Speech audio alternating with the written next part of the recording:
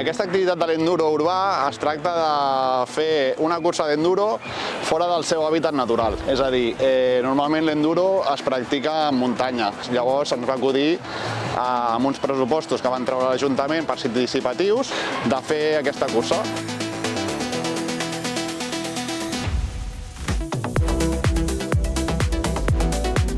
Llavors ens va acudir aquesta idea de tot el municipi de Montornès per fer una cosa innovadora i diferent.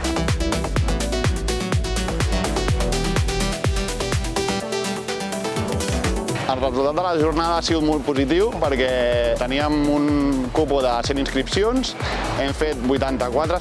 Estem molt sorpresos de que hagi rebentat totes les inscripcions.